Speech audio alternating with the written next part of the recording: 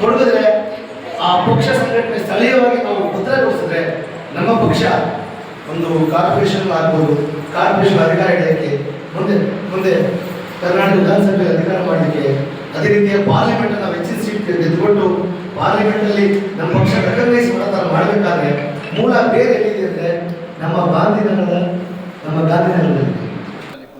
ನೋಡಿ, ನಾನು ಈ ಬೆಂಗಳೂರಿನ ಹೃದಯ ಭಾಗ ಹಾಗೂ ಕರ್ನಾಟಕದ ಹೃದಯ ಅಂತ ಏನು ಇದ್ದರೆ ಅದು ಗಾಂಧಿನಗರ.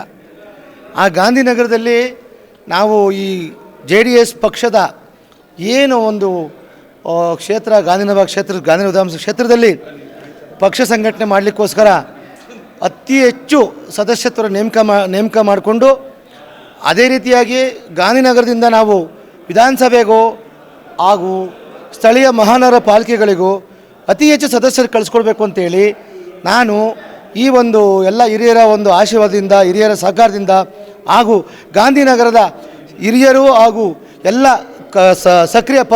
ಸಕ್ರಿಯ ಏನು ಪದಾಧಿಕಾರಿಗಳಿಂದ ಹಾಗೂ ಈ ಕಾರ್ಯಕರ್ತಗಳನ್ನು ಸಹಕಾರ ಪಡೆದು ನಾನು ಈ ನೂತನವಾಗಿ ಏನು ಗಾಂಧಿನಗರ ಅಧ್ಯಕ್ಷನಾಗಿ ನೇಮಕ ಮಾಡಿದ್ದಾರೆ, ನನ್ನ ಜವಾಬ್ದಾರಿಯನ್ನು ನಿಭಾಯಿಸ್ತೀನಿ.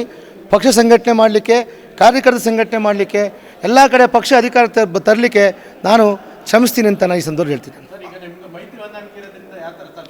ಈಗ ಏನಾಗಿದೆ ಅಂದರೆ, ರಾಷ್ಟ್ರ ಮಟ್ಟದಲ್ಲಿ, ರಾಜ್ಯ ಮಟ್ಟದಲ್ಲಿ ಯಾವ ರೀತಿ ಹೊಂದಾಣಿಕೆ ಇದೆಯೋ ಅದೇ ರೀತಿ ಸ್ಥಳೀಯ ಮಟ್ಟದಲ್ಲಿ ಹೊಂದಾಣಿಕೆ ಬರಬೇಕು.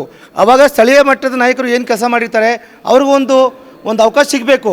ಇಲ್ಲ ನಾವು ಹೊಂದಾಣಿಕೆ ಮಾಡ್ಕೊಂಡಿದ್ದೀವಿ ಅಂತ ಹೇಳ್ಬಿಟ್ಟು ನಾವು ಸ್ಥಳೀಯ ನಾಯಕರು ಯಾವತ್ತೂ ನಾವು ಕಡೆಗಣಿಸೋದಿಲ್ಲ. ಸ್ಥಳೀಯ ನಾಯಕರುಗಳಿಗೆ ಅವಕಾಶ ಸಿಗಬೇಕು.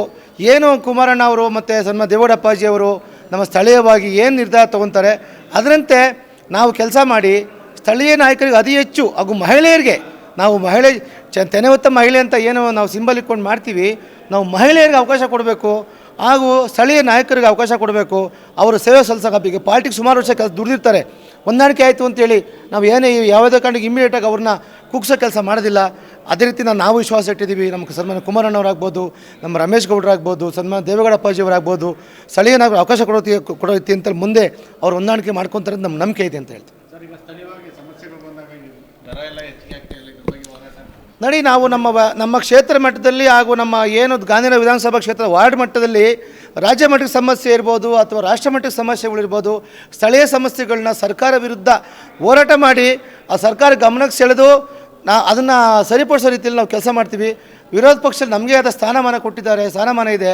ಆ ವಿರೋಧ ಪಕ್ಷದ ಸ್ಥಾನನ ನಿಭಾಯಿಸಲಿಕ್ಕೆ ನಮ್ಮ ಸ್ಥಳೀಯ ಮುಖಂಡರುಗಳು, ಸ್ಥಳೀಯ ಕಾರ್ಯಕರ್ತರುಗಳು, ಸ್ಥಳೀಯ ಸದಸ್ಯರುಗಳ ಅವ್ರಿಗೆ ಅವಕಾಶ ಕೊಟ್ಟು ನಾವು ಅವರು ಸಮಸ್ಯೆಯನ್ನು ಬಗೆಹರಿಸೋದ್ರಲ್ಲಿ ತೊಡಗ್ತೀವಿ ಅಂತ ನಾನು ಈ ಸಂದರ್ಭದಲ್ಲಿ ನಿಮ್ಗೆ ಹೇಳ್ತೀನಿ. ಬೆಂಗಳೂರು ನಗರ ಹೃದಯ ಭಾಗದಲ್ಲಿರುವ ಗಾಂಧಿನಗರ ವಿಧಾನಸಭಾ ಕ್ಷೇತ್ರದ ನೂತನ ಅಧ್ಯಕ್ಷರನ್ನು ಗಾಂಧಿನಗರ ಕ್ಷೇತ್ರದ ನಮ್ಮ ಪಕ್ಷದ ಮುಖಂಡರಿಗೆ ಮತ್ತು ಕಾರ್ಯಕರ್ತರಿಗೆ ಪರಿಚಯ ಮಾಡಿಸೋದ್ರ ಜೊತೆಯಲ್ಲಿ ಮುಂದಿನ ದಿನಗಳಲ್ಲಿ ಪಕ್ಷದ ಸಂಘಟನೆ ಯಾವ ಥರ ಮಾಡಬೇಕು ಅನ್ನೋ ಒಂದು ಮಾರ್ಗದರ್ಶನ ನೀಡುವಂಥ ಒಂದು ಕಾರ್ಯಕ್ರಮವಾಗಿತ್ತು.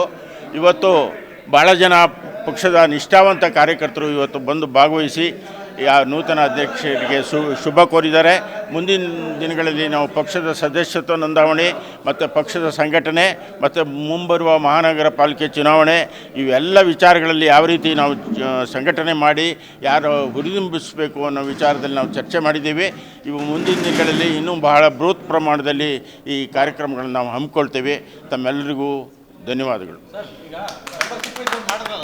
ಮೆಂಬರ್ಶಿಪ್ ಈಗ ಪ್ರಾರಂಭ ಮಾಡಿದ್ದೀವಿ. ಈಗಾಗಲೇ 15 ವಿಧಾನಸಭಾ ಕ್ಷೇತ್ರಗಳಲ್ಲಿ ನಾವು ಆಗಲೇ ಸದಸ್ಯತ್ವ ನೋಂದಣಿ ಅಭಿಯಾನ ಮತ್ತು ಬೂತ್ ಸಮಿತಿ ರಚನೆ ಮಾಡುವಂಥ ಕಾರ್ಯಕ್ರಮ ಯಶಸ್ವಿಯಾಗಿ ನಡೆಸ್ಕೊಂಡು ಬಂದಿದ್ದೀವಿ. ಇನ್ನೂ 14 ವಿಧಾನಸಭಾ ಕ್ಷೇತ್ರಗಳಲ್ಲಿ ಈ ಸದಸ್ಯತ್ವ ನೋಂದಣಿ ಮತ್ತು ಬೂತ್ ಸಮಿತಿ ರಚನೆ ಆಗಬೇಕು. ಈಗಾಗಲೇ ಎಲ್ಲ ಪಕ್ಷದ ಸದಸ್ಯತ್ವ ನೋಂದಣಿ ಪುಸ್ತಕವನ್ನು ತೆಗೆದುಕೊಂಡು ಹೋಗಿದ್ದಾರೆ. ಅದನ್ನೆಲ್ಲ ಕಚೇರಿಗೆ ಸಬ್ಮಿಟ್ ಮಾಡಿದ್ಮೇಲೆ ನಾವು ಅದನ್ನು ಕ್ರೋಢೀಕರಿಸಿ ನಂತರ ಚುನಾವಣಾ ಆಯೋಗಕ್ಕೆ ನಾವು ಸಬ್ಮಿಟ್ ಮಾಡ್ತೀವಿ.